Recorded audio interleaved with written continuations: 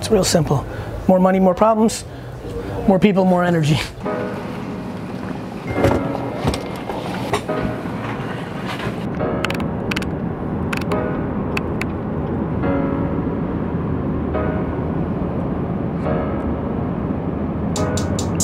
Yeah, so here in Fort Lauderdale to give a speech tomorrow morning, and the package we put together with the organizers was to do a dinner before. I'm doing one in Denver as well. We'll be doing it in DC and Arizona later in the year, right? And one other place, I think. California. Oh, right, got it. So, and a bunch through Asia, so a lot of fun, you know. 3, 4, 5, 7, 9, 10, 12, depending on each market. I think this one's 3 or 4, and so I'm excited for it. Should be a lot of fun. It's a good book you're reading. Yes, it is. How are you? Good, I'm nice good. to meet you. Want me to sign it for you? Yes, please. Yeah, let's use that. That's exactly what you should be doing during WJ. One, yeah. Yep. Thanks for reading it, man. Like this coming. Thank you. Thanks for reading it. Got it. That's very nice. That was cool. Manager and just Thank you. Thank you. I live up north of here a little bit for about 9 years. I have offices all over the country. So I drove over from Naples today. Is that where you live? I got people flying in for the event tomorrow. All over the country. No, I don't live there though.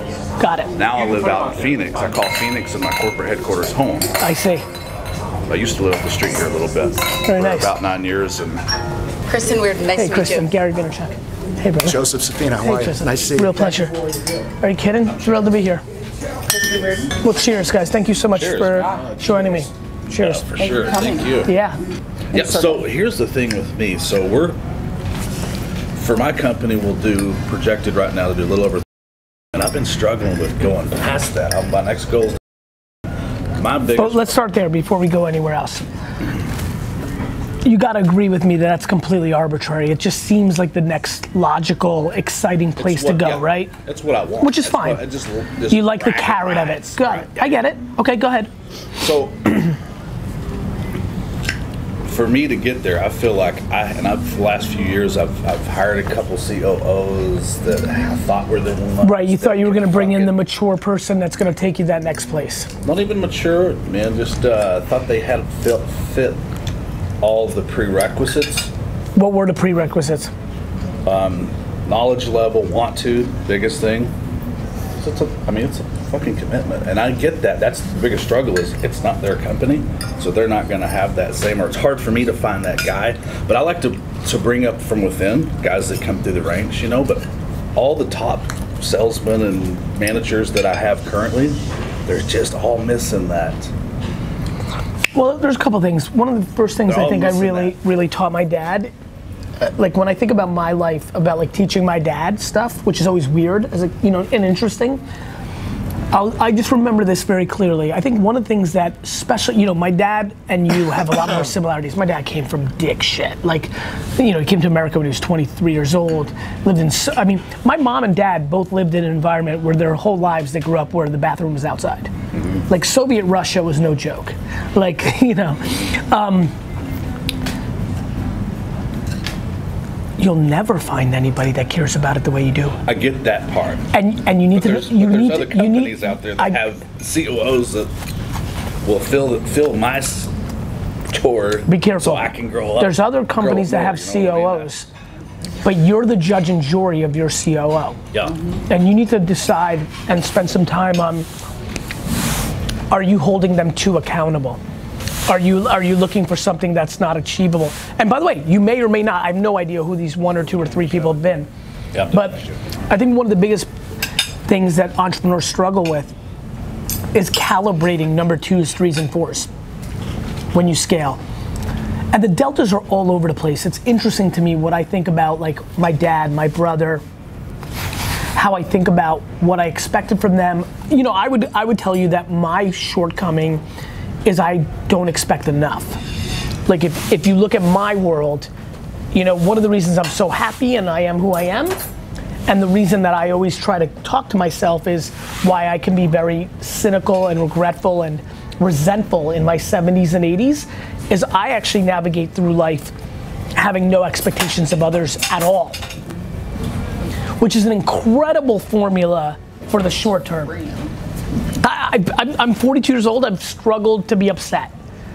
What I'm very acutely aware of is when I'm 70, 60, 80, I'm gonna be like, fuck everybody else because I've made deals that aren't as good for me because I'm the AAA and I'm okay, I just don't have, and so I think calibrating your expectations is important. I'll give you another thing to think a lot about. One thing that's been fascinating to me is, and I appreciate you bringing up ego, another thing I've seen a lot of is people that have come from nothing and have built something substantial play a game with themselves that they need reinforcement. I do it at times, that they need reinforcement for themselves around how good they are. And so one of the things I would think a lot about, one of the things I think I've done well and continue to try to strive for is your best case scenario is your number two doing all, she or he needs to do all the things that you don't want to, or you are now at a point at being 40, know that you're not as good at.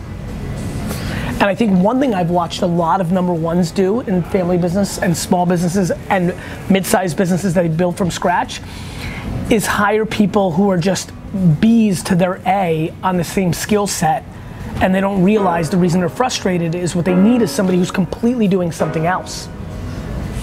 Those are themes that I think you need to be thinking about. All right, I got to say you were pretty brother. Man, it was really good meeting you. So fun. Cool. Gary? Great to see you again. Let's go right on the fridge right there. A couple of these. Angles. Got it? Follow John. Thank you. Thank you so much. Take care this week. Of course I do. Good to see you. Good to see you. How are you? Fine. Good? I met you with Alex in I your remember. office. I remember. In your office.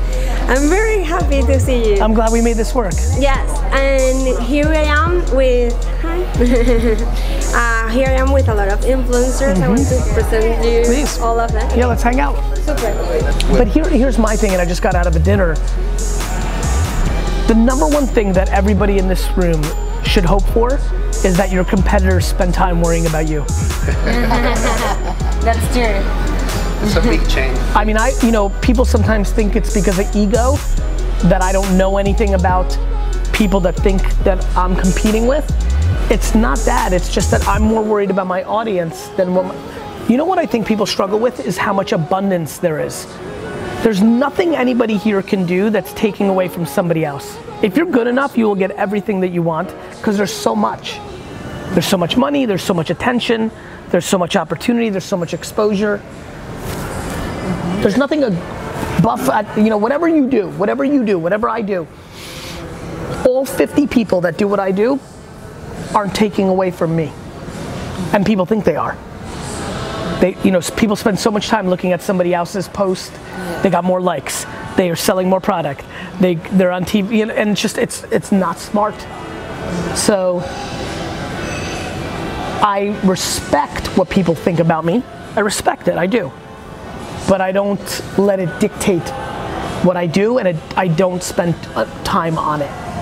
That's one big thing I learned from you.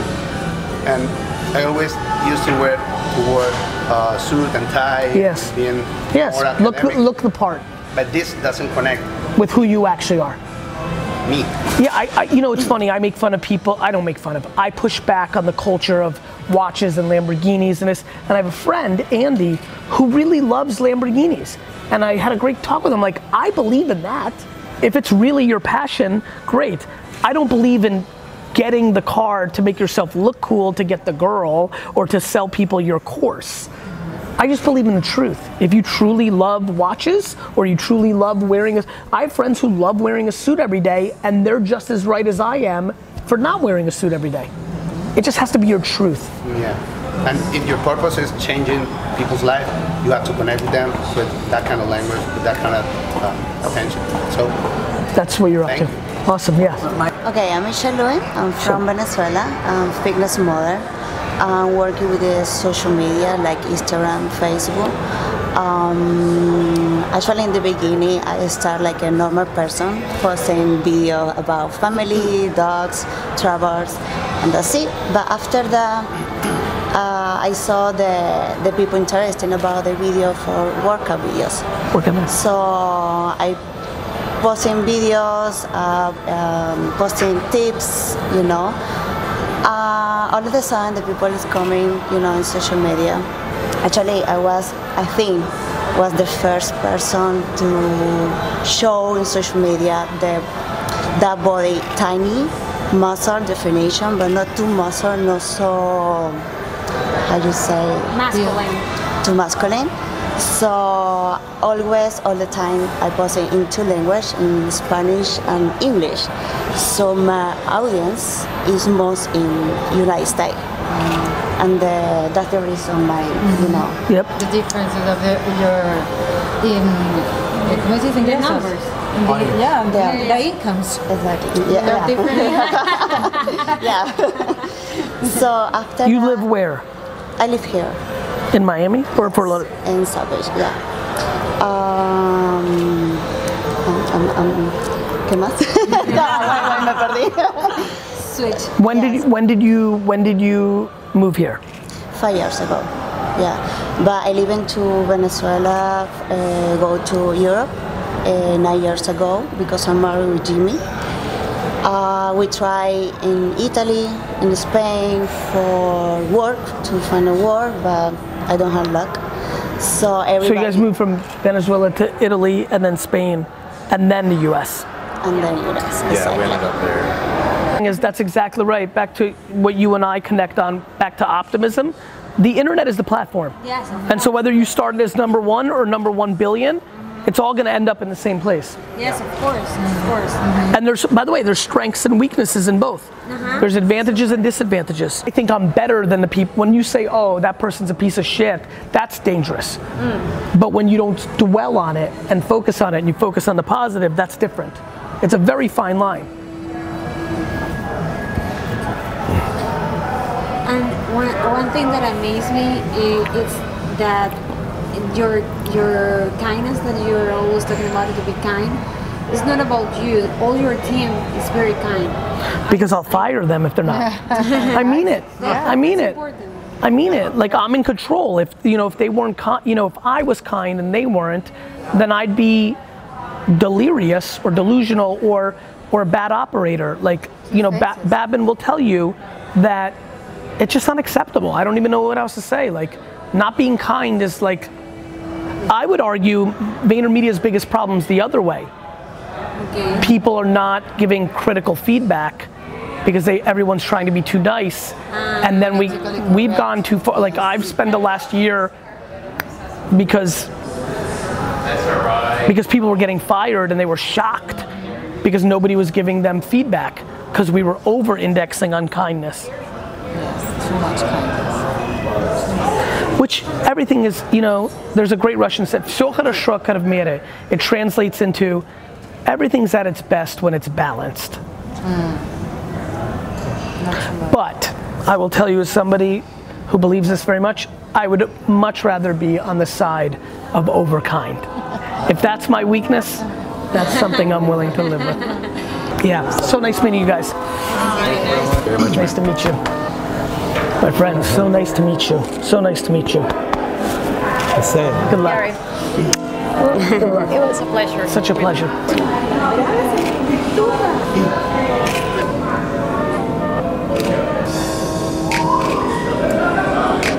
These claps.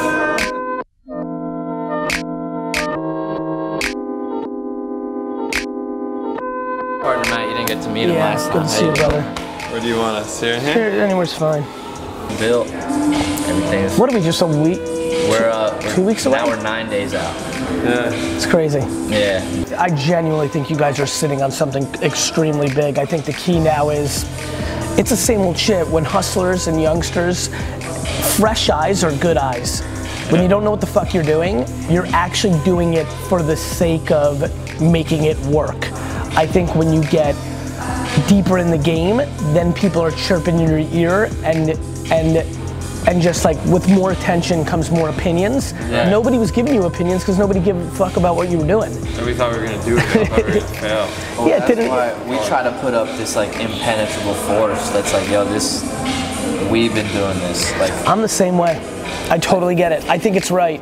I think it's right. And on that is then having the equal balance of ego and humility. Like the ego of like, we did this, we figured out, like, fuck you is right.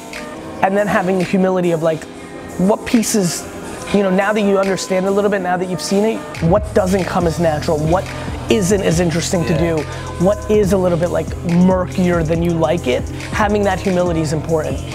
And then just figuring out like what it is. That's been a huge learning process for us, like delegating tasks, like learning to trust people with like the job you hire. Understanding that an 86 by somebody else is better than your 100 because 1,000 86s is better than 4 100s. People struggle with that shit. Yeah. Like I'm looking for 86s.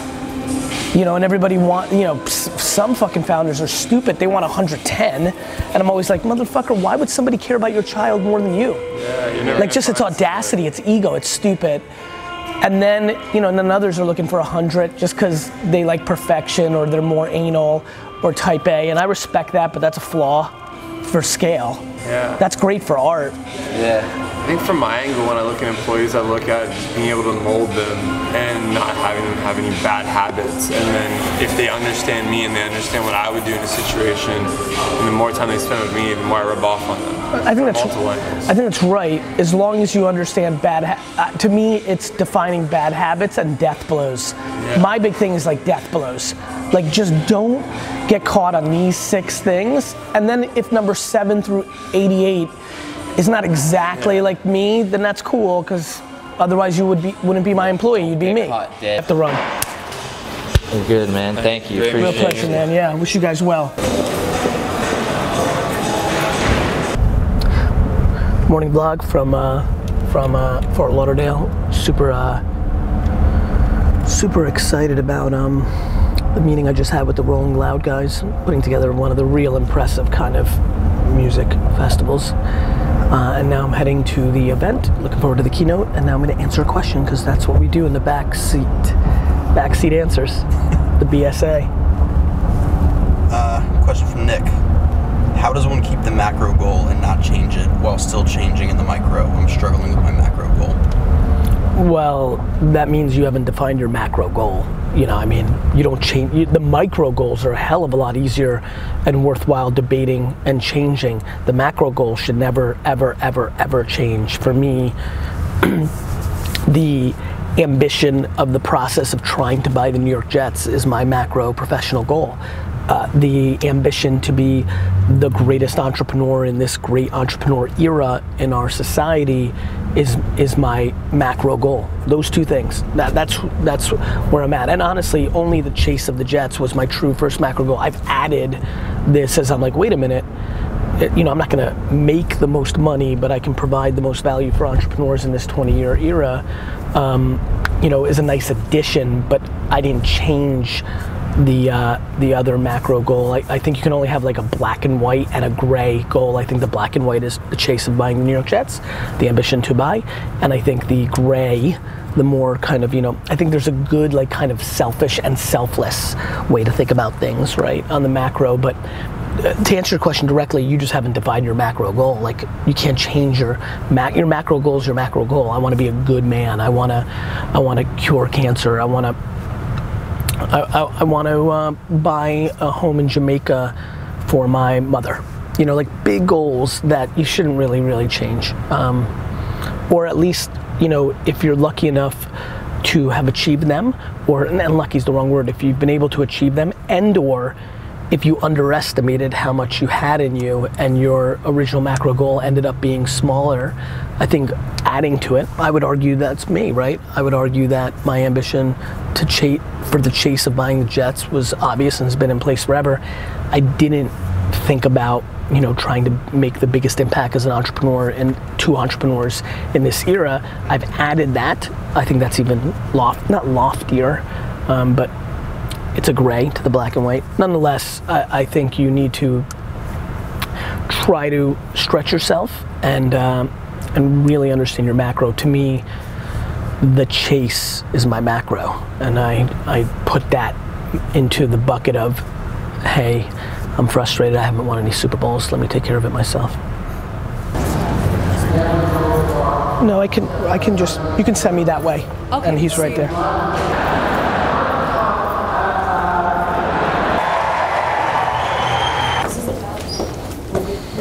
great crowd. Yeah, it sounded like it. I heard like the roar as you were coming on. It was an awful crowd. I turned them around. It was all me, man. How are you? I'm good. It's a pleasure. I'm good. I've never heard you speak. I'd love to come sometime. Thank you. Yeah. Where are you after this? I'm in Philly tomorrow, and then I have Denver. I have several with these guys. Oh, you're doing the one Yeah, down? I'm doing the one down. Good. So maybe we can spend a little time. You got to get me a book. Okay, I sure. get you to send me a book. Sure. Let me. Can you find one, Babin? So excited. Can I steal your pen real quick? Thank you. I was in the green room. Thank you so much. Thanks, Robert. I'm giant, so Saquon Barkley was the right thing. He's a beast. Robert, take care. Actually, I'll give you a very good piece of advice, and this is actually me giving myself some advice. One of the easily 3 biggest mistakes I'm making is not repeating my most viral content over and over and over again. Something I'm starting to realize with my content is like, wait a minute, I'm like Bon Jovi. When I need to play the greatest hits. Like, it's already proven that it's worked. Back to more. I see 100 million views or 2 million views or 500,000 shares, and I'm like, fuck, I nailed it. What I'm starting to understand is like, wait a minute, fucking Facebook's like, it's everybody. 7 billion fucking people, 4 billion, whatever. Like, it's like I need to like keep playing. So I would tell you, if you leave with anything even tactical today, whatever was your best piece of content, literally repost it tomorrow. Just post it again. Watch what happens. Fascinating. Something I'm starting to think a lot more about.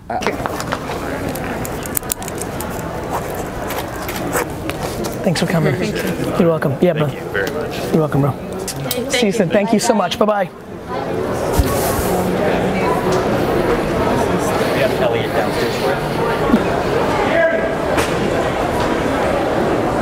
Thanks for coming. You're welcome, brother. One thing that connects all of us, whether you're an entrepreneur, whether you work somewhere, whether you're fucking thrilled, whether you're devastated, the one thing that connects all of us is that for us to take the step in what we're trying to achieve, whether it's financial, whether it's legacy, whatever it may be, the one thing that connects us is we have to trade on attention. The thing that I desperately want everybody to leave this talk with is understanding that attention is just like real estate. And that attention is the gateway drug to everything you want, period. Before you can tell me how great you are, how awesome what you're selling is, you need my attention. Before you can tell me anything, you need my attention. What everybody in this room needs to wrap their head around is that this device owns the attention of our society. You may be upset about it. You might be sad that when you go out, people aren't talking to each other. You can do whatever the fuck you want. It doesn't change the fact that this has the attention. And if you are sitting in this room today and you have not figured out how to put written words, audio, or video into the platforms that sit on top of this, you are fundamentally irrelevant. Now, what you're doing with your allocation of content and ad spend on Facebook and Instagram is the same thing that happens in real estate when somebody knows they need to buy or debated to buy something in a hot up and coming area. They don't. Their friends did. It went up. It happened. Then they get sad. They get another chance to invest for $150,000 more, but because they fucked up and passed at $150,000 less, they say no again.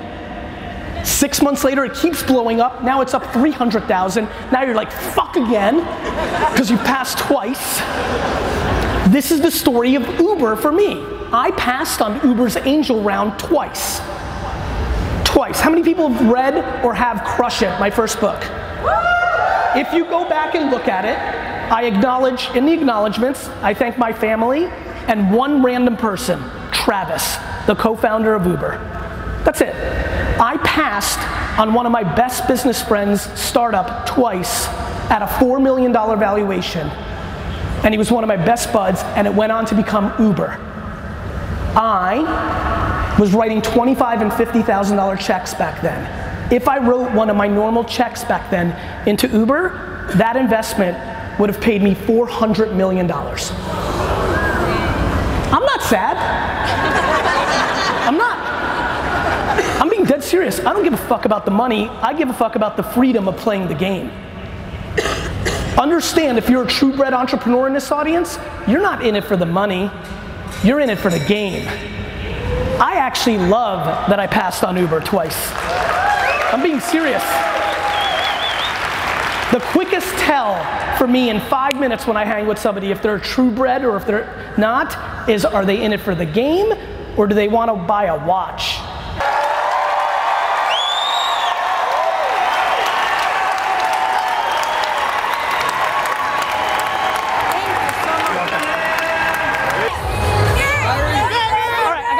Sorry. Love you.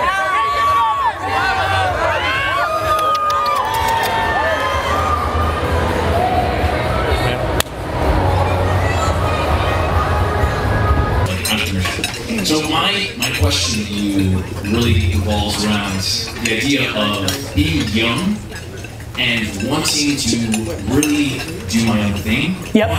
But I'm 23. Okay. But realizing that the job that I'm in now is an incredible opportunity. Okay. Right? So I love it, it's not that I hate it. Good. It's providing extreme value. I got great news for you. Okay. You'll never know the alternative of the one you picked. Unless you're doing both. You can't really do both. You can flirt with both, right? But you can't put your ass on 2 toilets. You know, and so like, you know, you can do things, but you're only, if you have 2 businesses, you have no businesses. It's like having 2 quarterbacks. So I would tell you an unbelievable liberating feeling that is so many of you are struggling with. So many people here don't make decisions because they're worried about the what if of the other decision. This is how life actually works. You'll never know. You will never know if you bounce now and go on with your life solo, or if you stay another 3 years. You're just not gonna know. So why dwell on it? Just pick one and fucking go. Thank you, brother. Give Baba some love. My name's Alex. You're welcome, bro. Try to get one, but you weren't looking. Thank you. Sorry. Go ahead. Don't worry. Come on. Thanks, Gary. Let's go fast, please, before it gets crazy. Go fast. Thanks, buddy. What about everybody here? One tip for all the people starting their social media marketing agencies. Thanks, bro. Work. I love it.